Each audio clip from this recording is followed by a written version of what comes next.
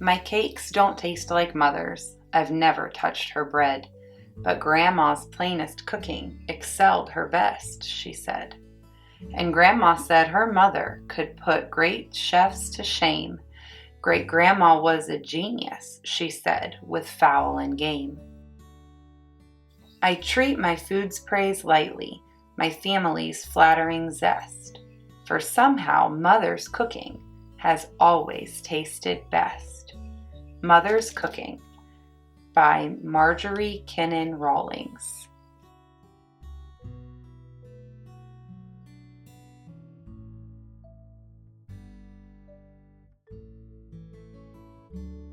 Hey guys, it's Aaliyah with Open Doors, Open Hearts blog.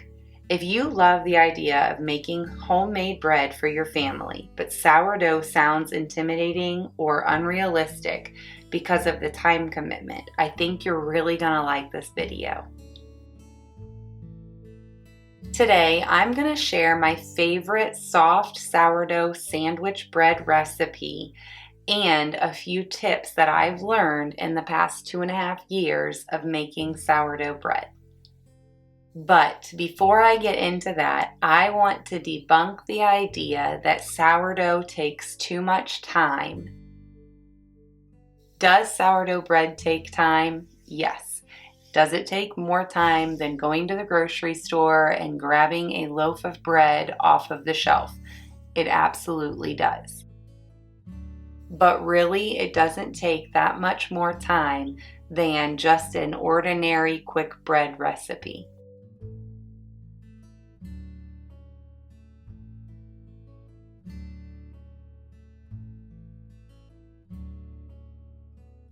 For this sandwich bread recipe that I am going to show you today, I literally combined all the ingredients, knead it for 10 to 15 minutes, set it aside and let it rise. Then I pull it out and I shape it, which takes all of 5 or 10 minutes. I set it aside and let it rise again, and then I put it in the oven and bake it.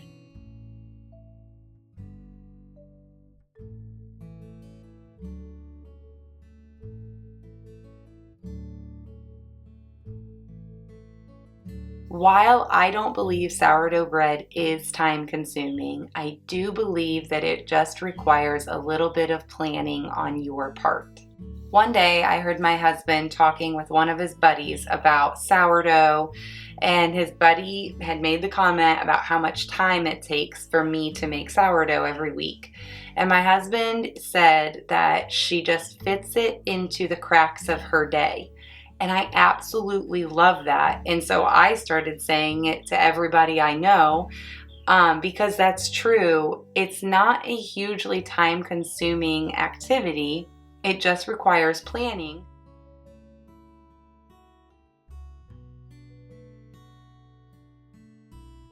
So in the morning when I'm making breakfast, I have an active sourdough starter and I go ahead and just make the dough. And then by the time evening comes and I'm working on dinner, I'm also putting the loaf in the oven and baking it.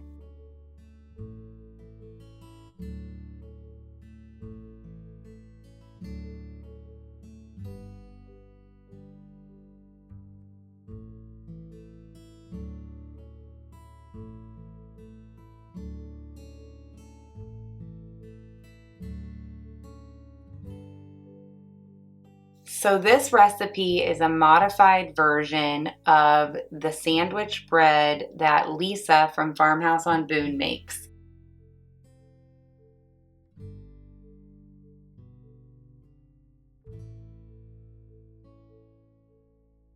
Her recipe makes 2 loaves, but my family does not eat the bread that quickly. So yes, I do make 2 loaves of bread each week, but I will generally make one at the beginning of the week and one at like the halfway point of the week, just because I have noticed that if we don't eat it, it will go bad in about 6-ish days. It starts to grow mold. So to prevent that from happening, I took her recipe and I halved it.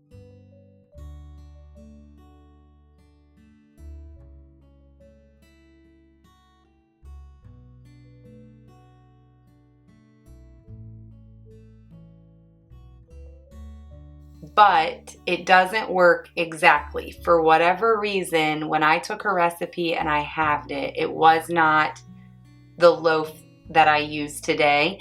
I modified the recipe just slightly. It was a really small tweak, but it has made all of the difference in the way that the bread turned out. I used to just go ahead and add 4 cups of flour to this recipe. But when I did that, it would make the top of my sandwich loaf like peel open. And I discovered that that was because I had not enough moisture. So I did a lot of things to try and put moisture in the oven for the sandwich loaf, and nothing worked. So then finally, as like a last ditch effort, I decided to reduce the amount of flour in this recipe. And when I did that, it finally quit pulling the top off of my loaves of bread. So the recipe I use is a 1/4 cup of softened butter, and I just cut it into the bowl. Then I add 1 1/4 cup of water, a 1/2 cup of starter. I'm not very good at measuring my starter, so it always ends up being a little more than a 1/2 cup, a tablespoon of honey, and a teaspoon of salt. And then I add 3 1/2 cups of flour. After I have 3 1/2 cups of flour, I know that the dough is not going to come together. I go ahead and get a little bit more flour and sprinkle a little bit of flour in until the dough starts to come together. I'll sprinkle a little bit of flour in, turn the KitchenAid mixer back on, let it get going, and if it still doesn't come together, then I'll sprinkle a little bit more flour in and repeat that until the flour starts to pull away from the edges. For me, this always ends up being really close to 3 3/4 cup of flour. But I say this because I think that that is more important than the actual number of cups of flour. After the dough starts to pull away from the bowl, I go ahead and turn my mixer up to medium speed and let it knead the dough for 10 to 15 minutes. After it's done kneading in the mixer, I transfer it to a non-metal bowl. I have heard both sides that leaving the dough in a metal bowl is fine and it'll rise fine, but I've also heard that leaving sourdough in the metal bowl kind of inhibits a little bit of rise. So I just always take it out and I put it in my crock bowl and I put a plate on top of it so that it doesn't dry out. But if you don't have a bowl and a plate that kind of coincide in size, you could also use plastic wrap or a wet tea towel to cover your bowl so that the dough doesn't dry out while it's doing the bulk rise. And then I leave this dough bulk rise for 8 to 12 hours, depending on the weather and depending on how hot it is outside. So on a hot, humid day, I will leave it rise for 8 hours, sometimes less, because we don't have air conditioning. So at our house, it is very hot and very humid when it's hot and humid outside. But in the winter months, I can let it bulk rise all the way up to 12 hours and it's fine. So just as a general rule, between 8 to 12 hours. So a couple helpful tips for when you're making sourdough are read your recipe before you're ready to make it. That is super helpful with really any recipe. But with sourdough, a lot of the recipes will call for softened butter. So what I often do is I will feed my sourdough starter, and when I feed my sourdough starter, I check what recipe I'm going to use, and at that point I pull out the appropriate amount of butter that I need from the refrigerator and set it on the counter and leave it on the counter until I'm ready for my recipe. If you have a sourdough starter and you're struggling with it, you feel like it's not behaving the way that it should, it's behaving maybe a little immature, maybe consider finding a sourdough starter. You could buy one and mix it in with yours, or if you have a friend who has a good starter, just grab some of theirs. It makes a world of difference. I'm just going to be honest. It makes a world of difference knowing that I can wake up and just go out there and make a loaf of bread or make English muffins or make whatever, and I'm not going to run into problems with it not wanting to rise. Like I used to agonize over when was it at its like peak. When is it at its peak level of rise as starter so that I use it at that exact moment. Like I would literally watch the sourdough starter in the jar to see when it started to fall and immediately pour it in and start making the bread. And now I just wake up and I go out there and I make it when it works for me in my day.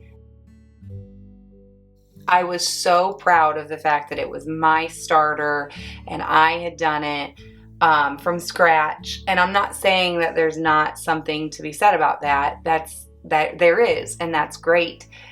But the everyday using of my sourdough is significantly more, it's just so much nicer knowing that I can depend on it to do what I expect it to do.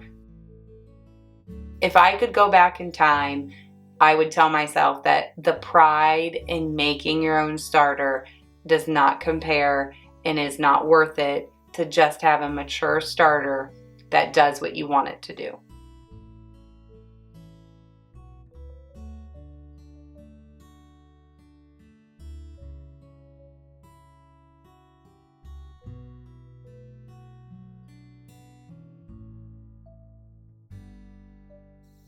Once it has doubled in size, you are ready to shape your dough and put it in the bread pan. So I lightly flour my counter and then I just dump the bread out onto the floured surface. After I dump it, I begin rolling it like a cinnamon roll kind of, turning it into kind of like a log. After I have it all rolled, I begin pinching the edges together to form a more seamless seam. And I do that on the edges, and then I also do that on the ends.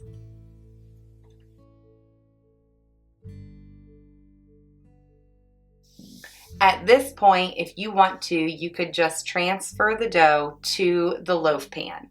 But my girls like it when I braid the bread. I did it one time, and I think I did it as I was trying to find a way to like help my bread not like tear on the side, and I thought maybe if I braided it, it would work. And it just kind of stuck. So the girls love it when I braid it. It's fun to me to braid it, or twist it is what it actually is. I just grab my bench scraper and I cut the loaf in half long ways, and I twist the two pieces over onto each other, and then at the end I pinch the seam closed again. Then I transfer that to the loaf pan. After it's in the loaf pan, I just add plastic over top, and then I just set it aside for 2 to 4 hours. Again, if it's super hot and super humid and the dough is fermenting really quickly, for this particular loaf, I actually only let it do its second rise for 1 hour.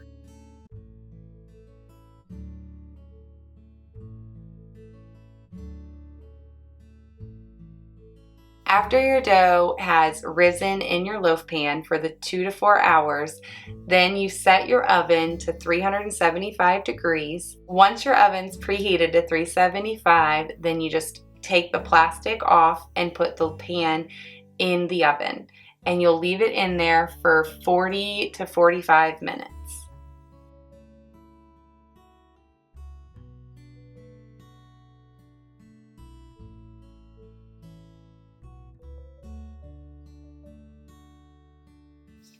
After I take the loaf out of the oven, I do transfer it to a rack instead of leaving it in the pan. I will leave it in the pan for just like 3 minutes, approximately 3 to 5 minutes, and then I transfer it from the pan to a cooling rack where I will leave it cool for a couple hours or overnight before we actually cut into it and start eating it.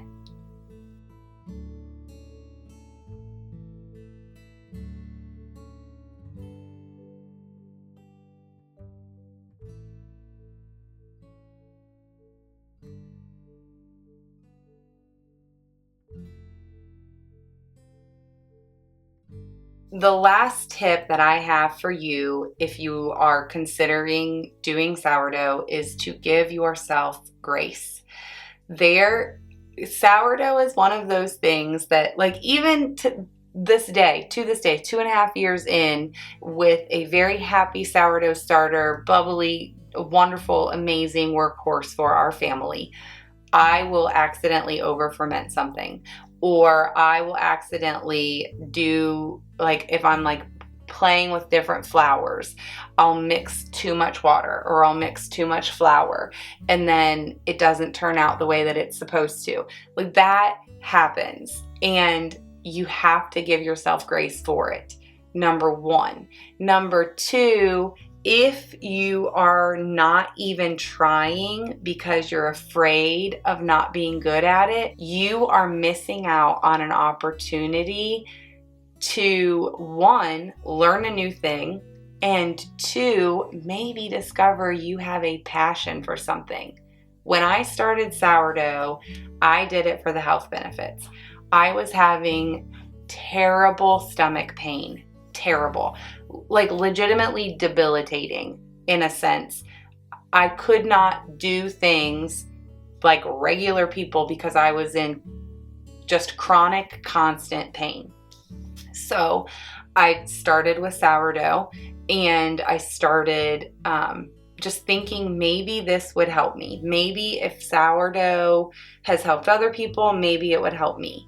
And since then, we've journeyed into so many other fermented foods. It is amazing. And we are like a fermented family. We literally ferment everything that we can. But if I had let the fear of being bad at sourdough prevent me from doing it, I would have never learned that I love sourdough. I literally love making sourdough things. I'm constantly trying to come up with, what can I make for my family this week? One year, last year I think, I decided every month I wanted to try to master a new thing. So like in January, I made English muffins on repeat. And February, I did bagels on repeat. And in March, I did this sandwich bread on repeat. All throughout the year. Like, I focused on one type of bread for a month until I felt like I had it down to the way that, like, was edible and my family enjoyed it and I enjoyed it. But every time the first of the month started, I was terrible all over again. Like, I was terrible at bagels. I was terrible at the bread. I was terrible at the artisan loaf. I was terrible at the brioche. Like, all the things, I was terrible first. And then with practice and time and commitment to sticking with it, even though I sucked, I learned how to be better at it. And I'm still no pro. I am not going to pretend like I have the most amazing sourdough, like anything out there. But it's completely edible.